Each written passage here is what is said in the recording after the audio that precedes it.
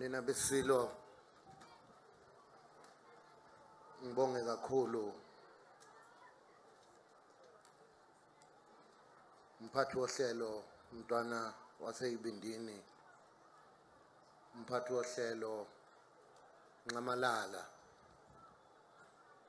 ngibonga ukuthi nibambisene ninobabili ulomsebenzi omuhle kangaka nokho ongelula. Ngiyathokoza nina besilo.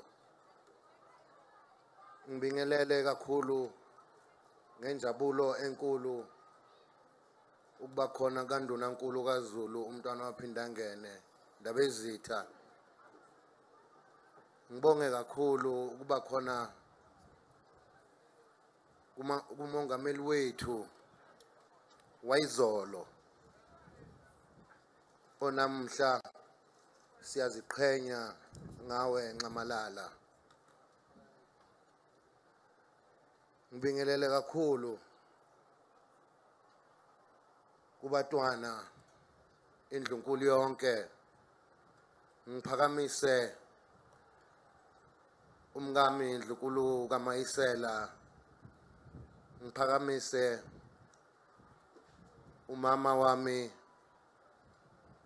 indlovukazi uNdlunkulu wakwaLinduzulu Gatsheni mngamhle ukuba khona kwakho. Ngibingelele kubatwana abangobaba nomama bami no anti bami nina besilo ngiphakamise ikakhulukazi kumazinyane kubatwana noma sebengabatwana manje umntwana umukelile nomntwana ubizwe ekhaya abazalwa kanye nami kumdlokombane ngiyanibingelela bondaba. Ngiphakamise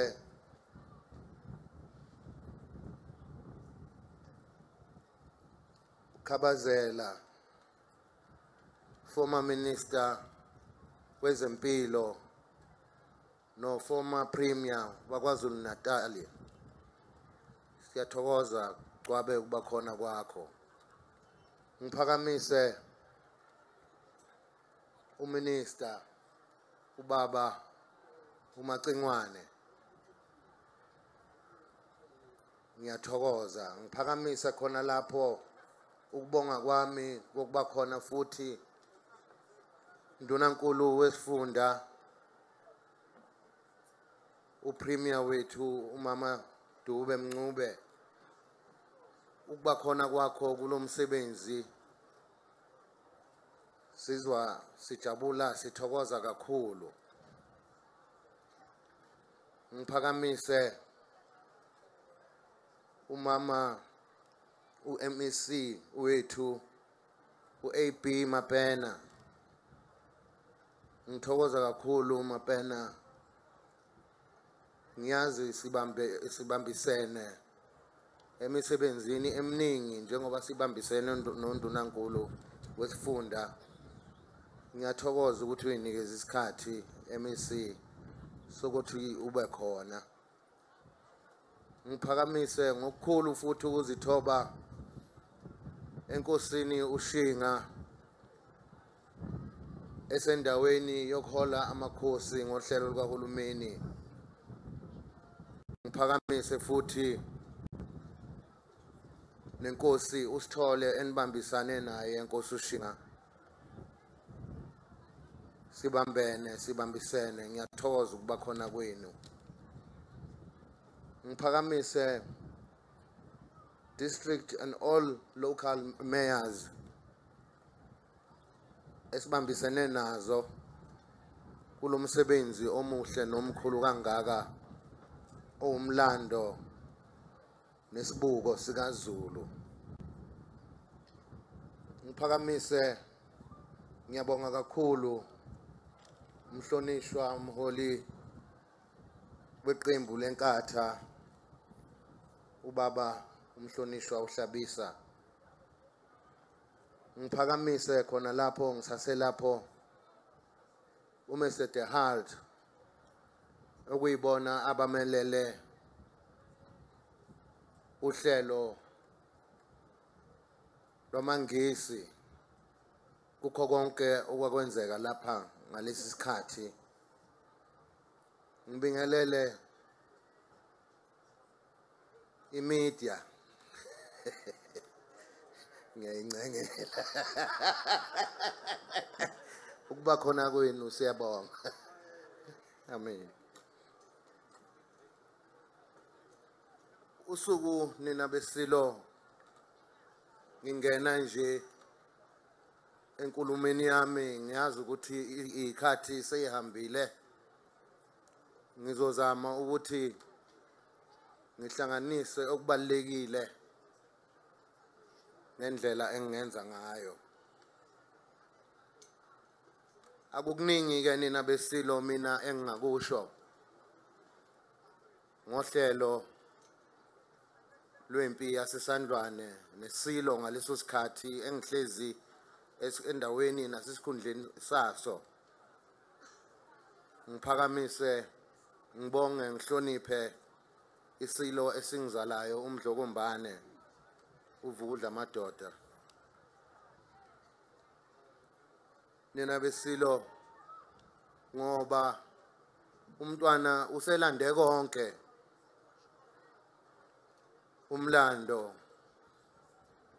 Ngiphakamise okukhulu kodwa futhi ukubonga shenge kade sinawe ndunankulu kaZulu kusuka eKingcetshwayo district la lomsebenzi uqale khona sibambisene nezimeya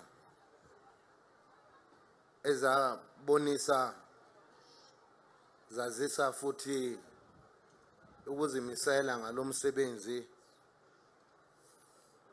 kusukela umeya shenge umeya waseZululand kuya umeya umphemba umntuli. Sisuka lapho eKingcetshwayo umlando wakhona ngiyawuthanda ngoba wasetshenzwa isilo esibuzile, isilo ngokuhlanganisa nondunankulu waso sakuphakamisa umntwana ophinda ngene ngokubonisana ukuthi ibe khona iKingcetshwayo district. Nomntwana wabona kufanele bebambisene ukuthi njengoba leya ndawo namhlanje ngokuvumelana nohulumeni obusayo ukuthi kube i-district yeKingcetshwayo Indaba ezitha. Siyakubonga kakhulu iNgonyama ngalokho. Sithe siqhubeka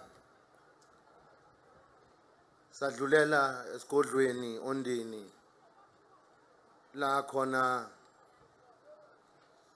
isilo uCetshwayo sakwazi ukuthi yila sayiphaka khona impi. Sahamba zonke lezo indlela ezayihanjwa isilo namabutho aso ondini kulungiselwa lo msebenzi esihlangene ngawo namhlanje owawungukuvikela isihlalo, ukuvikela izwe nokuvikela thina Zulu qobo lwethu. Uhambe kahle nalowo msebenzi, ungahambi nje wodwa. Kwakudinga ukuthi imikhuleko yemisamo kaZulu, imikhuleko yokuthandaza ngokukholwa ngokwenkolo yobuKristu isebenze ngalesi sikhathi, ngoba sisebenzela ukuthi sithinta yonke imimoya ekhona esikanye nayo lapha emhlabathini. kaMageba. Ngiqhubeke ndaba ezitha ngibonge kakhulu ekuyinikeleni kwebutho ibutho elikhona namhlanje lapha eSandlwana ngokuzinikela kwalo ngoba ngathi ngilikhipha sabona neZulu liguqubala la esabona khona ukuthi abadala bakanye nathi ukuthi alithi ibutho lihamba seliya eSandlwane seliyo ukwenza lowo msebenzi esivumelane ngawo lihambe kahle uNkulunkulu alihole kanye nedlozi. Nina besilo siyabonga, siyathokoza, siyajabula, siyaziqhenya ngokuthi lahamba kahle ibutho laze lafika lapha eSandlwane. Nina besilo ngoba bese ngishilo nje ukuthi angizokwanda kakhulu ngokomlando kodwa kumele sikhumbuzane ukuthi isihlalo isilo nendlunkulu akukho abayokwenza bodwa ningekho njengezinsika. Ngikhuluma ngamakhosi amasekela sihlalo, ngikhuluma ngezinduna, ngikhuluma ngamabutho empi kaZulu. Ngoba umntwana kade ekhuluma nje ngobumbano, yilona bumbano lolu engikhuluma ngalo njengamanje ukuthi zonke lezi inhlaka akubanga isilo sodwa esathatha leso sinqumo kodwa kwaba zinsika namavikela bukhosi nesihlalo nezinduna namabutho kanjalo ababona kufanele ukuthi kwenzeke lokho kumele ukuthi kwenzeke ngaleso sikhathi. Ngalokho nina besilo ngiyanikhumbuza ukuthi njengoba siyisizwe nje samaZulu lokhu okwakulwelwa amabutho eSandlwana ilona bumbano lolo oluyovikela ukuthi ngoba asizona isizwe futhi ngeke size sibe isizwe singenawo umhlabathi. Umhlabathi njengoba ubaba ongizalayo isilo uMdlokombane wayehlezi esikhumbuza ukuthi izulu omnyama ngaphandle komhlaba, ngaphandle komhlabathi nangaphandle kwenkosi akukho esiyokwenza. Futhi sikhumbule ukuthi umhlabathi uyingubo kaZulu. Ngalokho siyakhumbuzana ukuthi siyisizwe esibusisekile ukuba ngalesi sikhathi samanje emva kweminyaka ewu-144 mhla ka-22 kuliwa lapha eSandlwane namanje ubuZulu bethu busamile, ubukhosi bethu busamile, nomhlabathi wethu usasekhona lo kumele ukuthi siwuvikele nina besilo. Sikhumbuzana ngezinto zobukhosi siyisizwe esihloniphayo abezizwe singayikhohlisi izulu omnyama sithi lokho ababefuna ukusenza khona namanje abakuyekile. Ningacabanga ukuthi sikuyekile lokhu emva kweminyaka eyikhulu sisakuyekile. Namanje basafuna ukucabanga ukuthi basingena kanjani. Ngalokhu siyakhumbuzana ukuthi asikho isikhathi sokuphumula, asikho isikhathi sobuvila. uZulu akazeba amavila, futhi asikho isikhathi sokwesaba. Ngalokhu kumele sikhumbuzane, sizwe sikaMageba, sizwe sikababa, ngoba ngihlezi nabesilo kulesi sihlalo, angihlezi esihlalweni sika uMisuzulu, ngibambela ubaba ngoba ngila.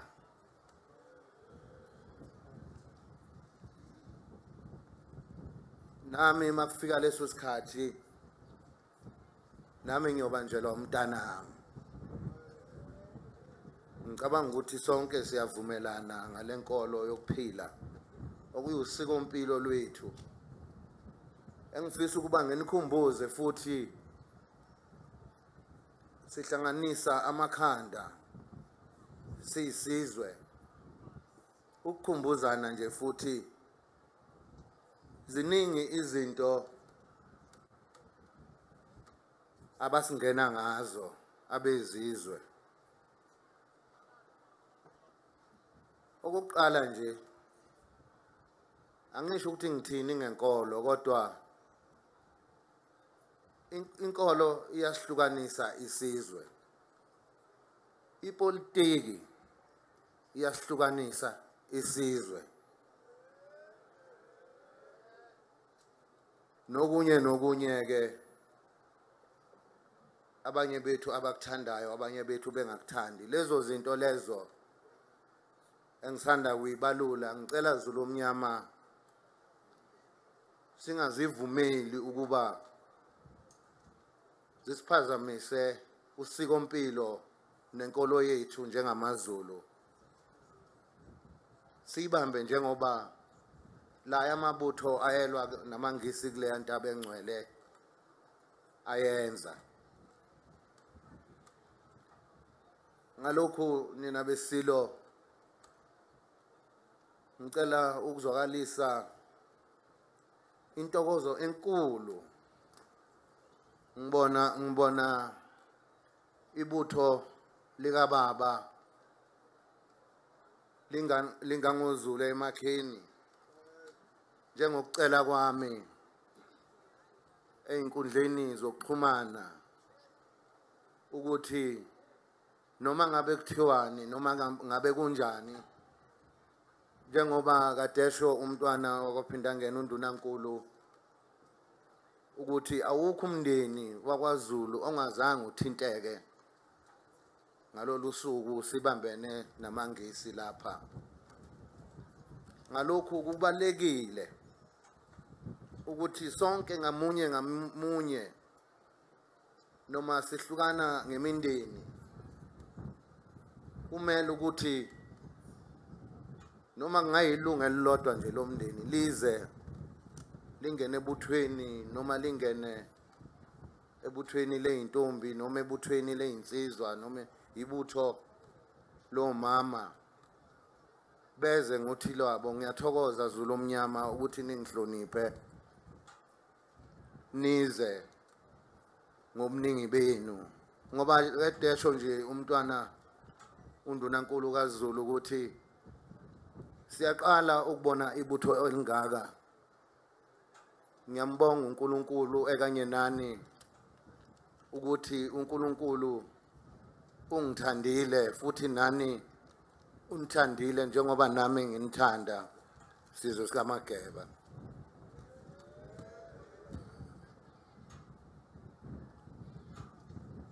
ngiphawula nje ngingakavali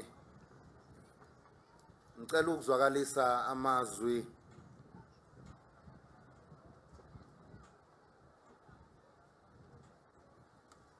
angazi ukuthi ngibeke kanjani kodwa kukhona esizweni okungasiphethe kahle kukhona kade ngizwa nje eyindabeni ngiza ngapha eSandlwana ukuthi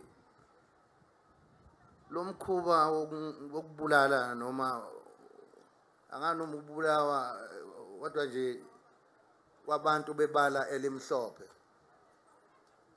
njengoba sikhona sonke la sonke singamzala umuntu oyibala elimhlophe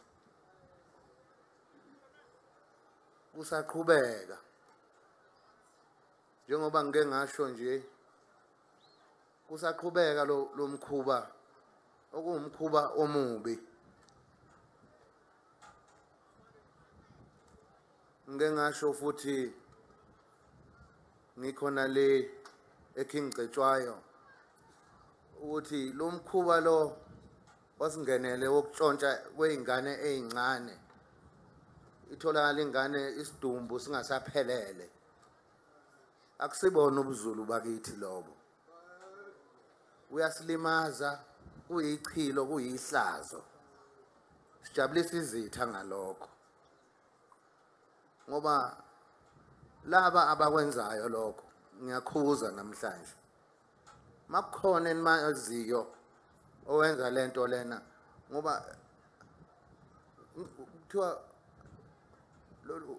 ingane encane omunye onebala elimhlophe uma sedayiswa lapha ubizwa ngenyamazana ibhlungu lento le akusiyona into umkhuba kaZulu sizibizela futhi sizibangela amabhadi ngiyacela ukuba makuphele makhona enibaziyo sinendlela yethu yokuphila thina samaZulu sibadala kunepolitiki sibadala futhi kunenkolo sengisho la KwaZulu sinesilo la INgonyama sinondunankulu la sinamakhosi la sineyinduna la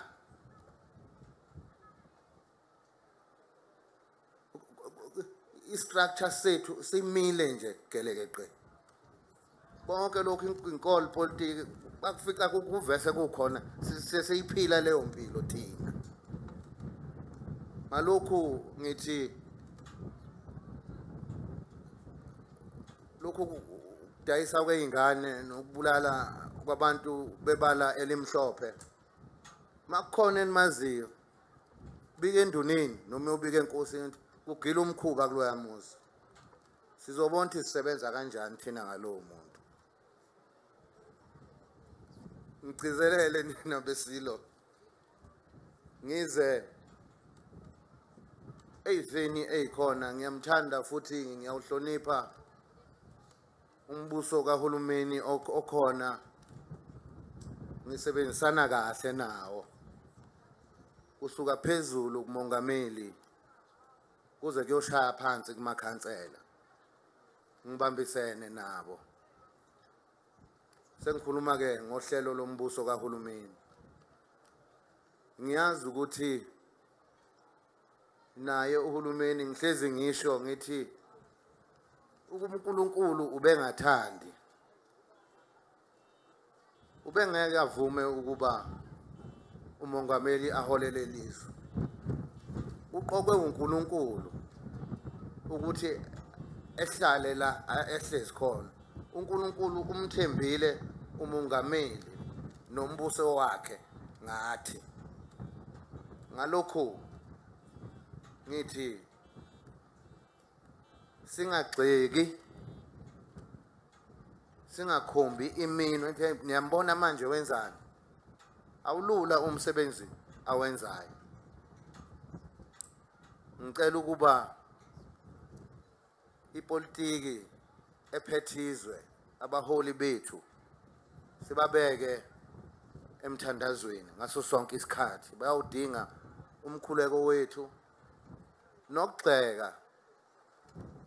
Ngiyabona ukugxeka mhlambe kumuntu mhlambe osuka kwelinye izwe, kodwa ukugxeka umbuso ophethe wena fana nokuthi uyigwaza ngowakho.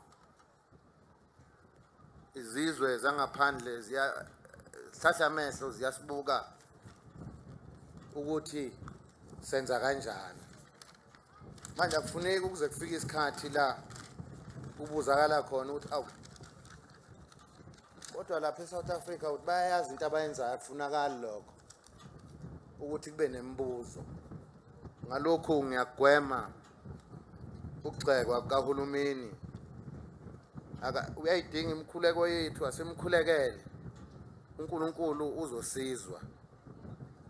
Lokhu ngikukhuluma ngenkolelo yokuthi ngikhuluma sisethempelini lethu, sisentabeni yethu engcwele la uNkulunkulu ayibonisa khona nabadala esababa amathamba amhlophe bakwaZulu ukuthi bakhona bayaphila. Siphethe imikhonto nezagile kodwa sabhekana nesibhamu. Akuyona ke into elula leyo. Umhlaba wonke ngoba umntwana okwasifaka nje kwi-lecture yokuthi abakholwanga ukuthi bashayiwe. Ukuphuma kwempi yasondini nina besilo, INgonyama yakwazi ukuba ilithole ithuba lokuthi idonse ibutho ngendlebe ukuthi niyobathola le eSandlwana, ningadluleli, ngizothi ishiyane namhlanje. Bafika eSandlwana bayinqoba impi ngokushiselwa igazi ke naneyintelezi. Igama lesilo lawela phansi. Lokho engikukhuzayo ukuthi INgonyama makukhuluma isilo noma kukhuluma undunankulu wesilo, kusuke kukhuluma ngenkolo yethu kaZulu, amakhosi amadala nedlozi qobo lwalo. Ngangithi isilo esibuzile masithi sona siyakhuluma siyaxoxa noNkulunkulu. Awu ngangiyibuza ukuthi lento yenzeka kanjani. Namhlanje ngiyayikholwa ngoba yenzeka kimi. Sibona izinto zingakenzeki. Ngalokho ke angisho ukuthi nginibamba ngobhongana ukuthi ningilalele ngenkani. Sesaphila eSouth Africa idemocracy. Ninamalungelo kodwa njengesizwe ningavumi ukuba igama leNgonyama yenu noma likaNdunankulu lihuduleke noma liwele phansi. Njengoba bengisho nje ukuthi ngiphakamisa ubumbano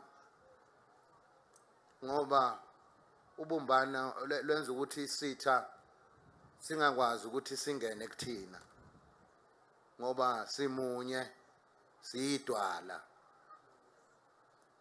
Idwala ke noma ungalifaka iStar Soft noma ulifake eLondon ngekushintshe lokho ukuthi ijelile.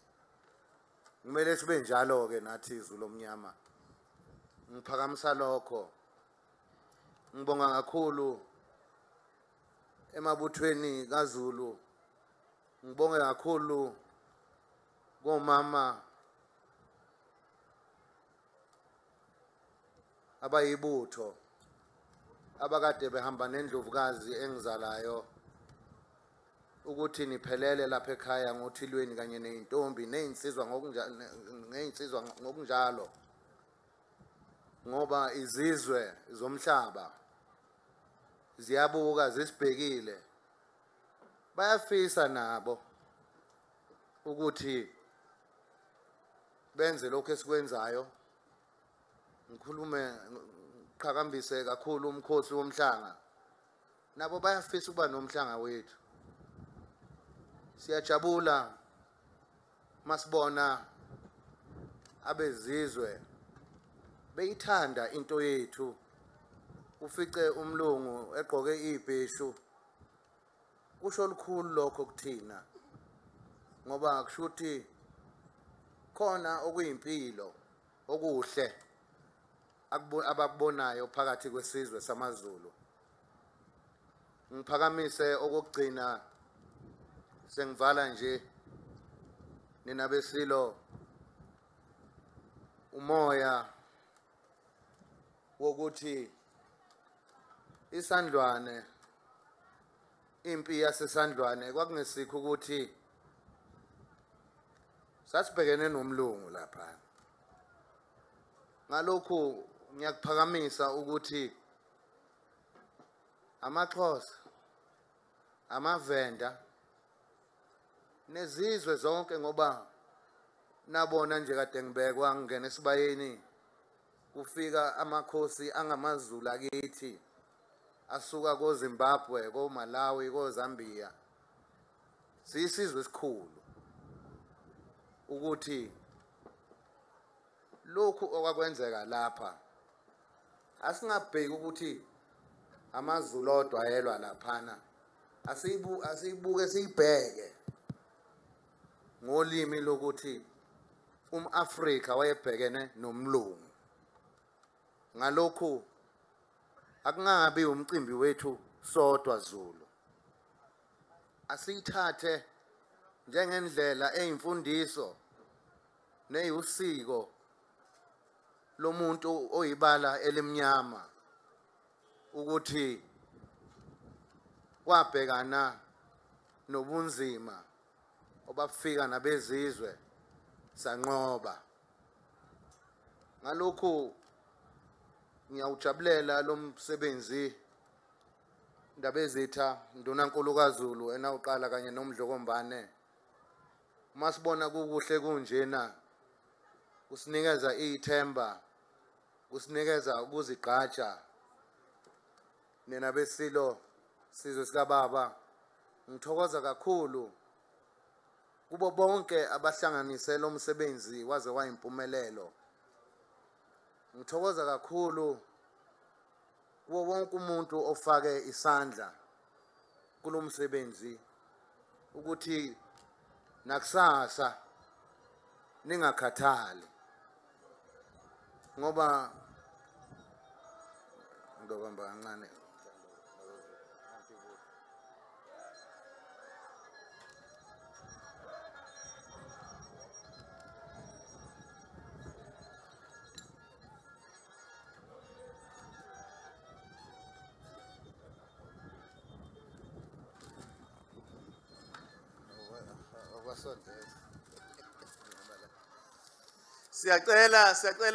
Siyacela isilo samabandla siyakhuluma. Siyacela nje nisondele masinyane nje kuthulakale. Khulekani nje nihlale phansi isilo siyakhuluma. Singaphazamisi.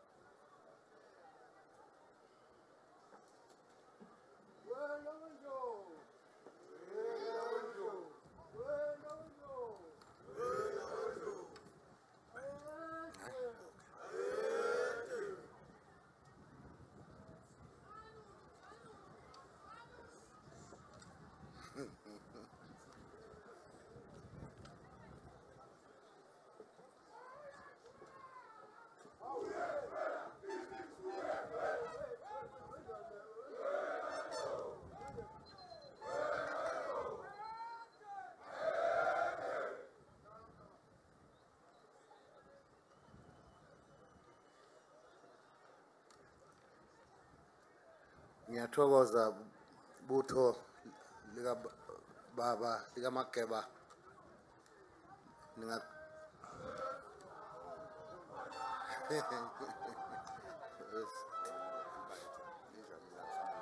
Sithi Sunday